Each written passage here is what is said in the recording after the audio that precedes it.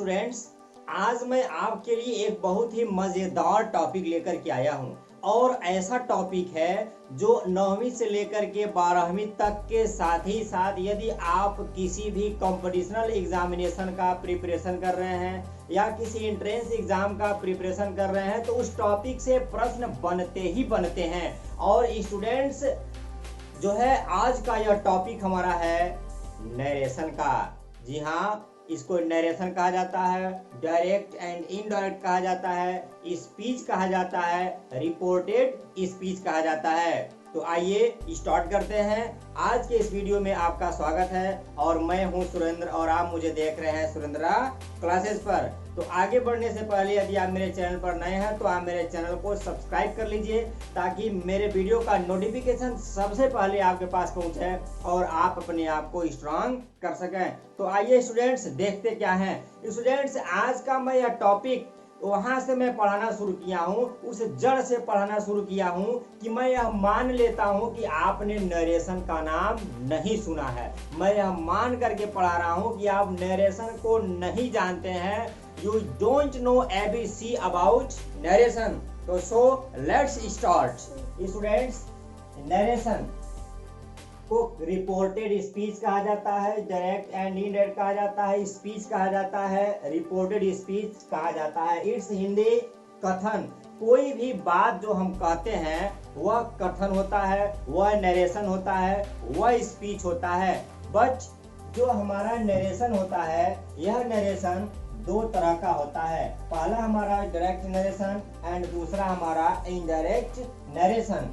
तो इसको सबसे पहले हम समझ लेते हैं। ये राम है और ये मोना है। तो राम ने मोना से कहा कि मैं स्कूल नहीं जाऊंगा। राम ने मोना से कहा मैं स्कूल नहीं जाऊंगा। और स्टूडेंट्स, हुआ क्या कि जब यह मोना स्कूल पहुंची तो जाकर के वह टीचर से कह दी। क्या टीचर से कह दी?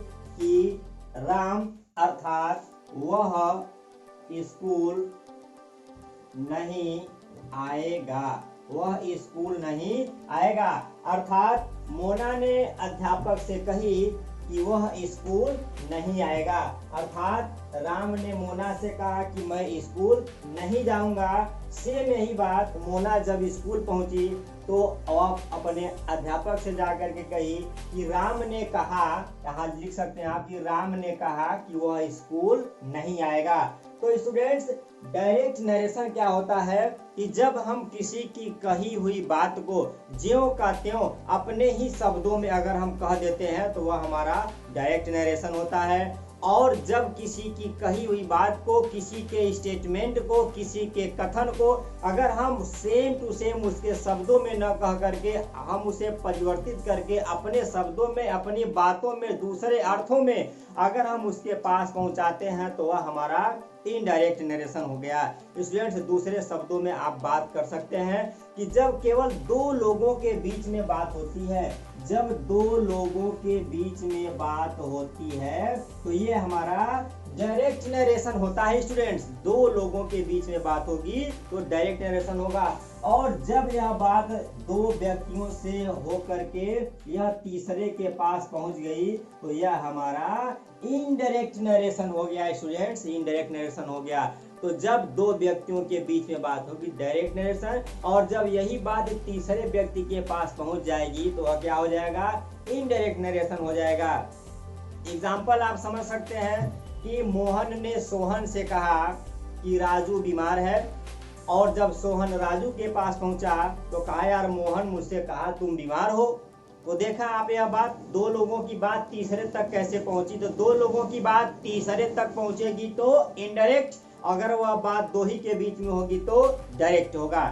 स्टूडेंट्स, और भी हम कुछ समझते हैं कि जो हमारा यह नरेशन होता है, इस नरेशन में दो या दो से अधिक व्यक्ति होते ही हैं। कभी इसमें सिंगल व्यक्ति नहीं होता है, सिंगल स्टेटमेंट नहीं होता है कि राम जा रहा है, मोहन खा रहा है, मेरे द्वारा एक पत्र लिखा जा रहा है, अध्यापक के द्वारा हिंदी पढ़ाया जा रहा है। ऐसे सेंटेंसेज नहीं आएंगे।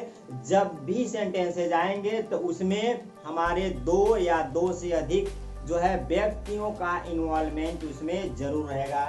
तो स्टूडेंट्स जो हमारा नरेशन है इसके लास्ट में ION लगा है, यह हमारा हो गया नाउन, इसका हिंदी होता है कथन।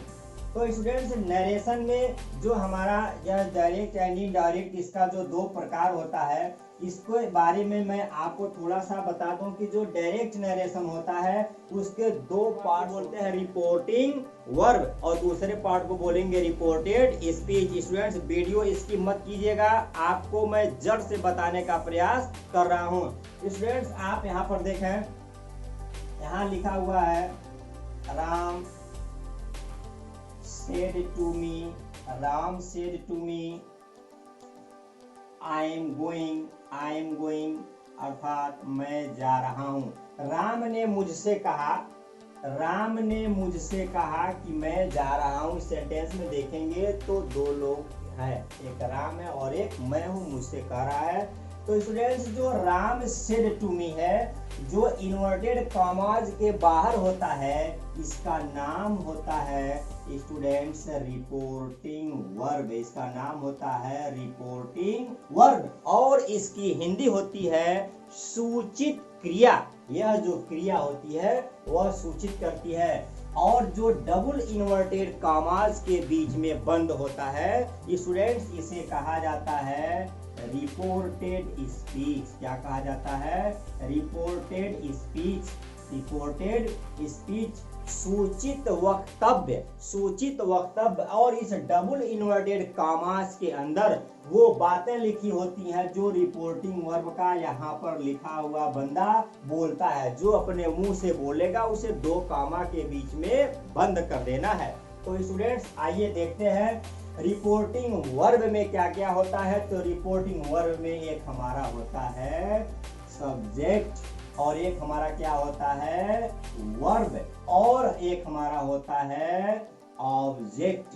तो आप याद रखेंगे कि रिपोर्टिंग वर्ब में सब्जेक्ट, वर्ब और ऑब्जेक्ट होता है। कभी कभी यहाँ ऑब्जेक्ट नहीं होता है।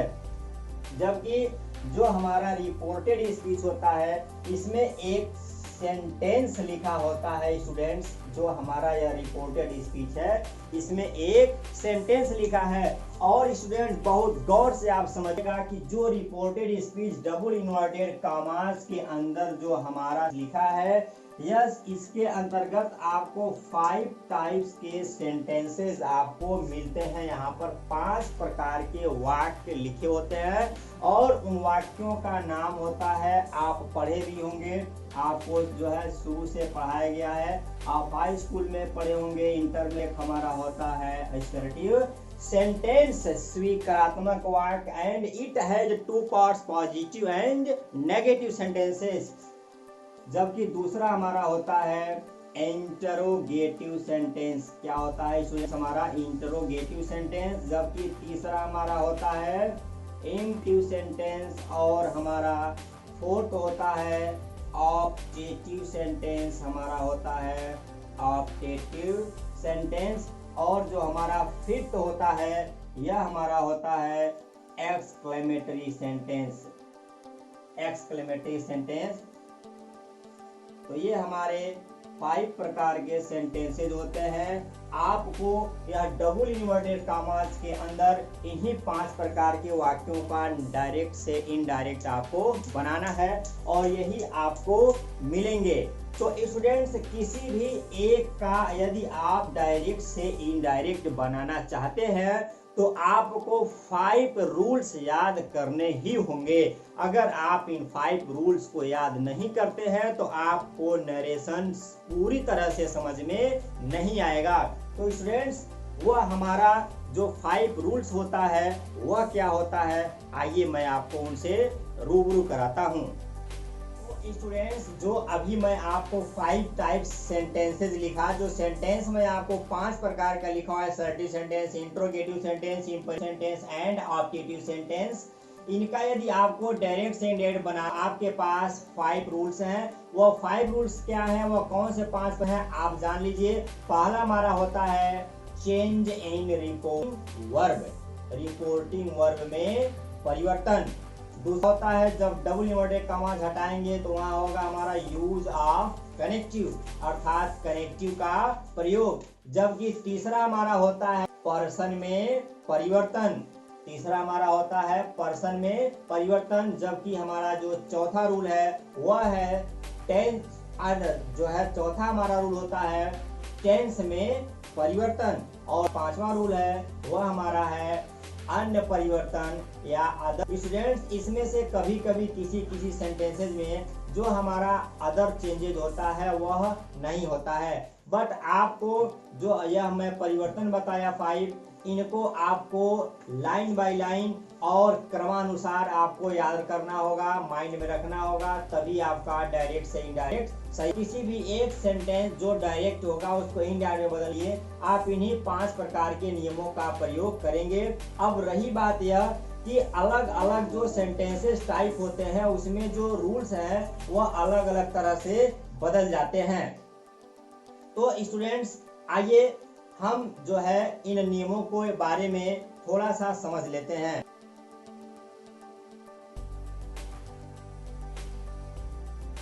तो हमारे सेंटेंसेस होते हैं assertive, interrogative, objective and exclamatory. इन्हीं सेंटेंसेस को जब हम डायरेक्ट बनाएंगे, जब ये सेंटेंस स्पीच तथा डबल इन्वर्टेड कॉमास के अंदर जब मिलेंगे तो कैसे चेंजेस करेंगे। तो चेंजेस 5 होते हैं। पहला चेंज इन रिपोर्टिंग और दूसरा होता है यूज ऑफ कनेक्टिव। तो यदि हमारा असर्टिव सेंटेंस होगा, अगर इसमें ऑब्जेक्ट दिया गया होगा तो जो सेड होगा सेड टू के जगह पर हम टोल्ड लिखेंगे। ऑब्जेक्ट नहीं होगा तो सेड के जगह पर सेड ही रहेगा और इसमें कनेक्टिव हम दैट लगाएंगे। आइए एग्जाम्पल से समझते हैं। एग्जाम्पल आप देखें, यहाँ पर लिखा हुआ है he said to me I am going, वह मुझसे कहा मैं जा रहा हूँ। तो स्टूडेंट्स, जो हमारा यह डबल इन्वर्टेड कॉमास है यह हमारा असर्टिव सेंटेंस है। अब हम देखेंगे कि रिपोर्टिंग वर्ब में यह सब्जेक्ट है, ये हमारा वर्ब है और ये हमारा ऑब्जेक्ट है, यानी वर्ब के बाद ऑब्जेक्ट दिया हुआ है। तो जब ऑब्जेक्ट है तभी से सेड और टू को किस में बदल देंगे, टोल्ड में। बाकी ही का ही रहेगा, मी का मी रहेगा। और जब डबल इन्वर्टेड कॉमास हटाते हैं तो जो कनेक्टिव होता है वहां कनेक्टिव लगा देंगे। क्या लगाएंगे, दैट लगाएंगे। क्यों दैट लगाएंगे, क्योंकि यह असर्टिव सेंटेंस है। इसी तरह से स्टूडेंट्स, अगर हम यहाँ से मी हटेगा तब यहाँ सेड जो है यह हमारा सेड ही रहेगा और यहाँ से मी हटेगा दैट यहाँ रह जाएगा।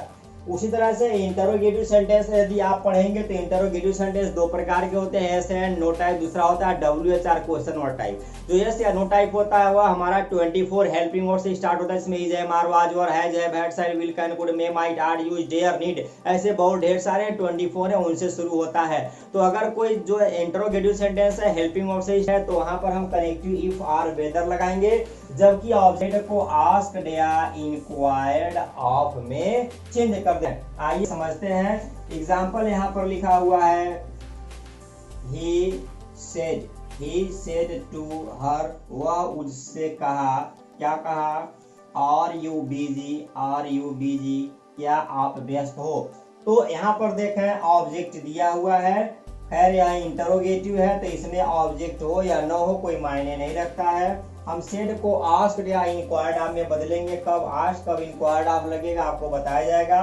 तो he asked, यह मैं आपको नरेशन नहीं पढ़ा रहा हूं बल्कि नरेशन का जो रूल है मैं उसको एक नॉर्मल वे में समझाने का प्रयास कर रहा हूं। अभी जब इसके बाद पढ़ाया जाएगा तो टोटली आपको क्लियर करके बता दिया जाएगा। तो यहाँ हो जाएगा he asked to, हमेशा हट जाएगा यहाँ से, पुनः लिखेंगे हर। अब यहाँ हम इफ और वेदर में से कोई एक लगाएंगे। अभी कहाँ रूल है कि इफ कहाँ लगेगा, वेदर कहाँ लगेगा। तो इफ, अब पर्सन हमारा यू है तो यू के अकॉर्डिंग हर है तो हमारा क्या हो जाएगा, सी एंड आर का वाज होगा, उसके बाद बिजी हो जाएगा। मैं आपको केवल 2 ही परिवर्तन बताया, रिपोर्टिंग वर्ब एंड कनेक्टिव। इसी तरह से यदि आपको यहाँ पर 2 इन्वर्टेड कॉमास के बीच में यहाँ पर आपको इंपरेटिव सेंटेंस मिल जाए, जैसे sit down, please come here, go there, do this, do not do that, तो आप जो है इस रिपोर्टेड स्पीच में दिए गए सेंटेंस के सेंस के अनुसार जो हमारा सेड होगा उसको आप ऑर्डर्ड, सजेस्टेड, रिक्वेस्टेड, फॉरवर्ड में बदल देंगे। और कनेक्टिव कभी टू लगता है कभी दैट लगता है। इसमें लेट वाले सेंटेंसेज आते हैं जहां दैट और टू दोनों लगता है, वह भी आपको पढ़ाते समय बताया जाएगा। अगला आपको ऑब्जेक्टिव सेंटेंस इसमें मिल जाएगा जो हमारा मे से शुरू होता है, may you live long, may you go to hell. तो हम क्या करेंगे, सेड के स्थान पर जो है सेंस के अकॉर्डिंग विज्ड प्रेड या कॉस्ट लिखेंगे, कनेक्टिव हम यहाँ दैट लगाएंगे। उसी तरह से एक्सक्लेमेटरी सेंटेंस आने पर रिपोर्टेड स्पीच के अंदर हम सेड को exclaimed with joy, exclaimed with sorrow, exclaimed with wonder, applauded, ऐसे ढेर सारे हैं में बदल देंगे। यहाँ भी हम कनेक्टिव दैट का प्रयोग करते हैं। स्टूडेंट्स, डायरेक्ट से इनडायरेक्ट बनाते समय कितने परिवर्तन किए जाते हैं? 5। मैंने बताया कितना? 2। बाकी 3 कहाँ गए? तो इसके बाद है ना, ये वीडियो में बने रहिए, मैं उसको भी बताता हूँ, तभी ना आप आगे और बेहतर ढंग से पाइएगा, अदरवाइज आप नहीं कर पाएंगे। स्टूडेंट्स, इत्मीनान से, शांति से, यह नरेशन का जड़ है, मैं आपको जड़ बता रहा हूँ। अगर आप इसे समझ लेंगे तो की कोई ताकत जो है आपको किसी भी परीक्षा में आप बैठ जाइए, कितना हूं जो है बड़ा नरेशन आपके सामने रख दिया जाए, कठिन से कठिन, आप उसको चुटकियों में सॉल्व कर देंगे। स्टूडेंट्स, आपको सेकेंड्स लगेगा, सेकेंड्स, मिनट नहीं लगेगा, बशर्ते कि आप मेरे वीडियो को अंत तक देखिए। नरेशन का एक एक टॉपिक मेरे पास जो है, जो मौजूद है, जो मैं वीडियो डाल रहा हूं, उसको आप देखते जाइए शुरू से लेकर के अंत तक। तो आइए मैं आपको है, पहला रूल हमारा चेंज इन रिपोर्टिंग और दूसरा यूज ऑफ कनेक्टिव, तीसरा रूल हमारा क्या होगा? In person. तो आइए मैं आपको पर्सन का रूल बताता हूं, पर्सन क्या होता है उसको जानिए।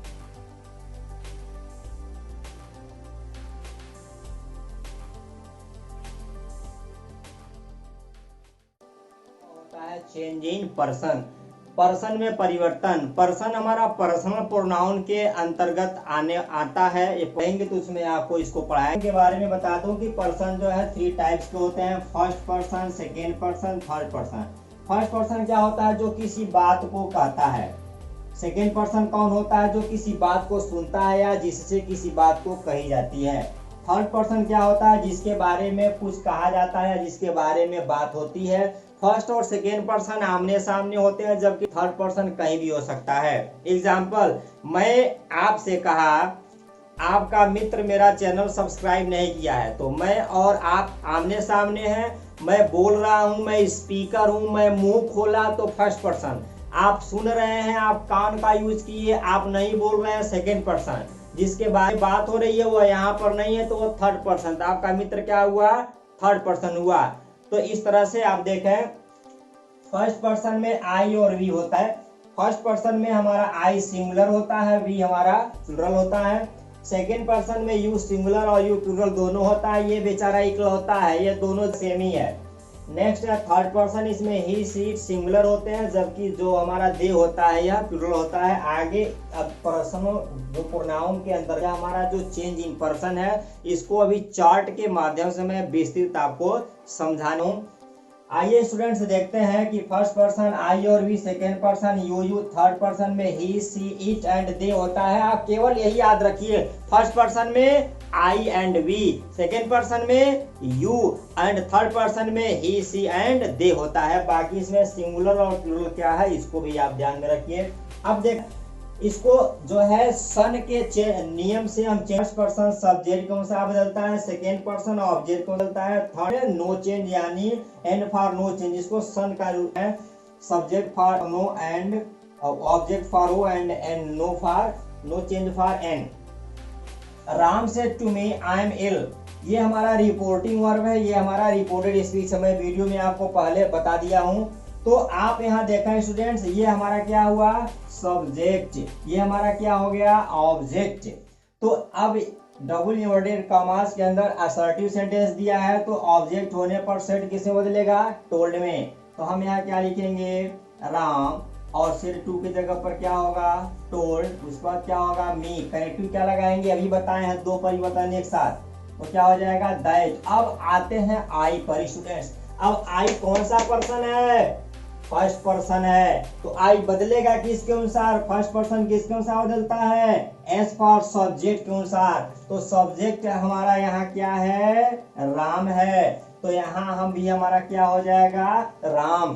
बट एक सेंटेंस में हम एक व्यक्ति का नाम 2 बार नहीं लिखते हैं, दूसरी बार उसका प्रोनाउन यूज करेंगे। तो राम का प्रोनाउन क्या हो जाएगा? ही। सीता का क्या होता है? सी। माय ब्रदर का क्या होगा? ही। माय सिस्टर का क्या होगा? सी। स्टूडेंट्स, जितने हमारे प्रेजेंट होते हैं वो सभी पास्ट में कन्वर्ट हो जाते हैं। तो यहाँ हो जाएगा he was ill. He was ill. अभी मैं आपको यह कैसे एम वाज हुआ है यह मैं आपको विस्तृत बताने वाला हूं, जबकि दूसरे को समझाए। स्टूडेंट्स, लिखा है रवि सेड, रवि ने कहा, Ravi said to her, Ravi ने उससे कहा you are miser, you are miser, आप कंजूस हो। सेड और टू किस में बदलेगा? टोल्ड में। तो क्या हो जाएगा? Ravi told her. बीच में कनेक्टिव क्या लगाएंगे? दैट। यू कौन सा पर्सन है? Second person. मैं फर्स्ट पर्सन, आप जो है कौन से पर्सन हुए? Second person. वो है या वे थर्ड पर्सन। तो यू हमारा सेकेंड पर्सन किसके अनुसार बदलेगा? ऑब्जेक्ट के अनुसार। ऑब्जेक्ट क्या है? हर। तो स्टूडेंट्स, जो दैट है, दैट के इधर एक सेंटेंस है, एक सेंटेंस इधर लिखा जाता है। तो कोई भी सेंटेंस हमारा सब्जेक्ट से शुरू होता है, ऑब्जेक्ट से नहीं होता है। तो यहाँ हर है, तो अब हर का जो सब्जेक्ट होगा वह क्या लिखेंगे? सी लिखेंगे। मी का आई होता है, यू का यू ही होता है, देम का दे होता है। तो सी के साथ क्या हो जाएगा? वाज, और पुनः क्या हो जाएगा? माइजर। उसी तरह से थर्ड पर्सन हो, जैसे रवि से टू हर, रवि ने उससे कहा।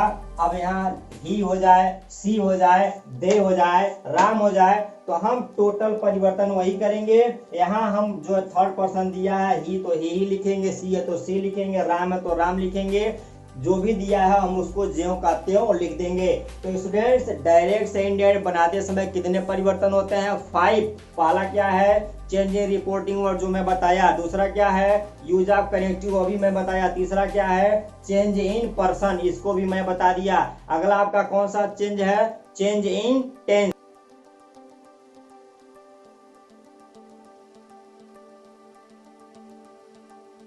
आइए नरेशन के चौथे रूल को देखते हैं। चौथा नियम क्या है? चेंज इन टेंस, टेंस में परिवर्तन। यह जो चेंज इन टेंस है, जो अदर चेंजेज है या इसके पूर्व जो मैं आपको पढ़ाया चेंज इन पर्सन, यह हमारा रिपोर्टिंग वर्ब में नहीं, रिपोर्टेड स्पीच में होता है। तो आइए देखते हैं कि यदि रिपोर्टेड स्पीच के में अर्थात डबल इन्वर्टेड कॉमास के अंदर यदि आपको प्रेजेंट एंड डेफिनिट टेंस मिलेगा तो इसे आप पास्ट एंड डेफिनिट टेंस में बदल देंगे। अर्थात सब्जेक्ट मेन और की है या मेन और की फर्स्ट फॉर्म में एस या एस मिलेगा, तो वर्ब की सेकेंड फॉर्म हो जाएगी। एग्जाम्पल ही दिया है तो ही रोट हो। उसी प्रकार से प्रेजेंट कॉन्टिन्यूअस अगर रिपोर्टेड स्पीच में है तो जब उसे इंडेड बनाएंगे तो पास्ट कॉन्टिन्यूअस हो जाएगा। अगर इसके हेल्पिंग वर्ब की बात की जाए तो यहाँ इजारम होगा, तो इजारम को वाज और वर्ब में बदल देंगे, टेंस बदल जाएगा। अगर इसके नेगेटिव की बात की जाए तो डू नॉट होगा तो उसको डिड नॉट में बदल देंगे, तो यह भी टेंस में परिवर्तित हो जाएगा। नेक्स्ट देखें, प्रेजेंट परफेक्ट को पास्ट परफेक्ट में चेंज करते हैं। प्रेजेंट परफेक्ट में हैज है प्लस V3 होता है, पास्ट परफेक्ट में भी V3 होता है वर्ब की थर्ड, बट वहाँ हैज है की जगह पर हैड होता है। तो आप सीधे समझ सकते हैं कि हैज और हैव पर हैड लिखेंगे। नेक्स्ट देखें, present perfect continuous tense past perfect continuous tense में चेंज हो जाता है। अर्थात यहाँ हैज और have plus been plus main verb की फर्स्ट फॉर्म में आईएनजी होती है, तो यहाँ भी मेन वर्ब फर्स्ट फॉर्म में आईएनजी होगा, बीन यहाँ भी होगा, बट यहाँ हैड होगा तो हम हैज और हैव को किस में बदल देंगे? हैड में बदल देंगे। एक बार यदि आप इसको देखते हैं तो यहाँ से यह स्पष्ट होता है कि जितना हमारा प्रेजेंट में है वह सब पास्ट में हो जाएगा। जैसे प्रेजेंट का इंडेफिनिट है तो वह पास्ट का इंडेफिनिट हो जाएगा, अगर प्रेजेंट परफेक्ट है तो यह पास्ट परफेक्ट हो जाएगा। आइए आगे बढ़ते हैं। यदि रिपोर्टेड स्पीच में पास्ट इंडेफिनिट मिलेगा तो इसे पास्ट परफेक्ट में बदल देंगे। सीधे शब्दों में कह सकते हैं सब्जेक्ट प्लस वर्ब की सेकेंड फॉर्म मिलेगी तो उसे subject plus had plus verb की थर्ड फॉर्म में बदल देंगे। नेक्स्ट है पास्ट कॉन्टिन्यूअस टेंस। इस अगर रिपोर्टेड स्पीच में है तो इसे आप पास्ट परफेक्ट कॉन्टिन्यूअस बदलेंगे। पास्ट कॉन्टिन्यूअस में हैड प्लस V3 होता है तो आपको had plus been plus V3 को आईएनजी में कन्वर्ट करना होगा। स्टूडेंट्स, ये हमारा जो नियम है, जो मैं आपको यह वीडियो बता रहा हूँ, यह वीडियो थोड़ा सा लंबा हो रहा है, यह टॉपिक थोड़ा सा लंबा हो रहा है, जो है समय इसमें अधिक लग रहा है। बट आप इत्मीनान से इस वीडियो को देखें। आप खुद जो है विचार कीजिए कि आपको 1 घंटे में देख करके लेना है या आपको जिंदगी भर 10-10 मिनट देखना है। तो स्टूडेंट्स, मैं इस यही वीडियो में डायरेक्ट से इनडायरेक्ट बनाने का टोटल पूरा नियम मैं आपको दे दे रहा हूँ। इसके बाद मैं आपको डायरेक्ट से इनडायरेक्ट कैसे बनाया जाता है, कैसे बदलते हैं, उसको भी मैं आपको एक एक डीपली बताऊंगा। और ऐसा नहीं है कि आप मेरे चैनल से देखने के बाद नॉर्मल सेंटेंस बनाएंगे। दुनिया का कोई भी डायरेक्ट नरेशन आपके सामने रख दिया तो उसको आप इनडायरेक्ट बहुत आसानी से बना लेंगे। नेक्स्ट देखें, यदि पास्ट परफेक्ट है तो इसमें नो चेंज होगा, अर्थात रिपोर्टेड स्पीच में डायरेक्ट नरेशन में पास्ट परफेक्ट दिया है, जैसे आई हैड गॉन, तो अगर दिया है तो आई हैड गॉन ही रहेगा, आई भले बदल जाए। नेक्स्ट, पास्ट परफेक्ट कॉन्टिन्यूअस में भी नो चेंज होता है, अर्थात subject plus had plus been plus मीनो की फर्स्ट फॉर्म आईएनजी मिलेगा, तो इसको भी सेम टू सेम लिख देंगे। फ्यूचर में आते हैं तो फ्यूचर में हमारा 2 ही हेल्पिंग वर्ब होता है, एक शैल होता है और एक विल होता है, शैल और विल। रिटन में, स्पोकन में तो शैल का यूज बहुत कम होता है, तो यदि शैल मिलेंगे, विल मिलेगा तो विल का वुड कर देंगे। नेक्स्ट मैं आपको बताता हूं, यदि आप मॉडल में आइएगा तो मॉडल में यदि कैन है तो कैन का कुड हो जाएगा, मे है तो मे का आपका माइट हो जाएगा, तो कैन का कुड, मे का माइट, शैल का शुड, विल का वुड हो जाएगा। इसके अतिरिक्त आपको मस्ट मिल जाए, शुड मिल जाए, आर्ट मिल जाए, नीड नॉट मिले, तो उसमें हम कोई परिवर्तन नहीं करते हैं। स्टूडेंट्स, यह चेंज इन टेंस तभी होता है जब रिपोर्टिंग वर्ब हमारा पास्ट टेंस में होगा। यदि हमारा रिपोर्टिंग वर्ब जो इन्वर्टेड कॉमास के बाहर होता है, प्रेजेंट या फ्यूचर टेंस में है, तो यह हम रूल नहीं लगाते हैं। डायरेक्ट से इनडायरेक्ट बनाने का जो सबसे आखिरी और अंतिम रूल है वह है अदर चेंजेस, अन्य परिवर्तन।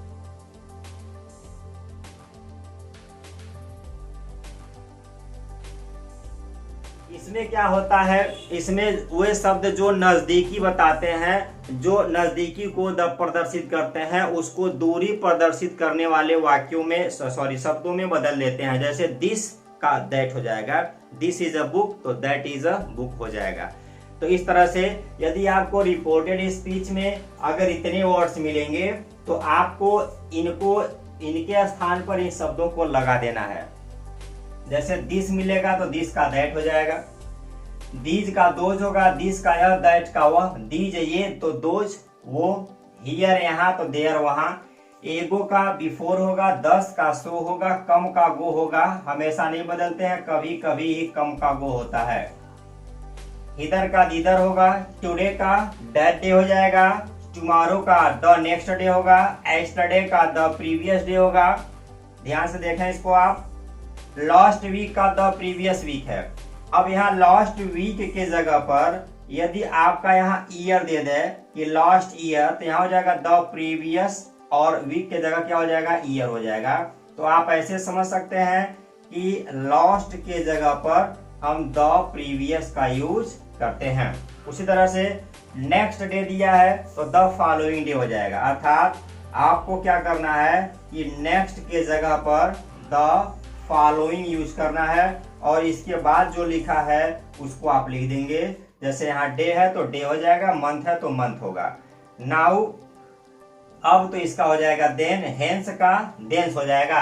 तो स्टूडेंट्स, ये हमारा रहा डायरेक्ट से इनडायरेक्ट बनाने का कुल 5 परिवर्तन। पहला परिवर्तन क्या है, रिपोर्टिंग वर्ब में परिवर्तन, दूसरा कनेक्टिव का प्रयोग, तीसरा पर्सन में परिवर्तन, चौथा टेंस में परिवर्तन, पांचवा अन्य परिवर्तन। ये है 5 परिवर्तन आपको हर हाल में करना ही करना है। स्टूडेंट्स, जहां तक इंग्लिश की बात की जाए, इंग्लिश में अगर किसी एक डायरेक्ट को दिया गया, इसको आप इनडायरेक्ट में बदल रहे हैं, तो अगर आप इन 5 में से आपने 4 परिवर्तन सही कर दिया, अगर आपने एक नहीं सही किया तो आपका मार्क्स काट दिया जाएगा, आपको अंक नहीं मिलेंगे।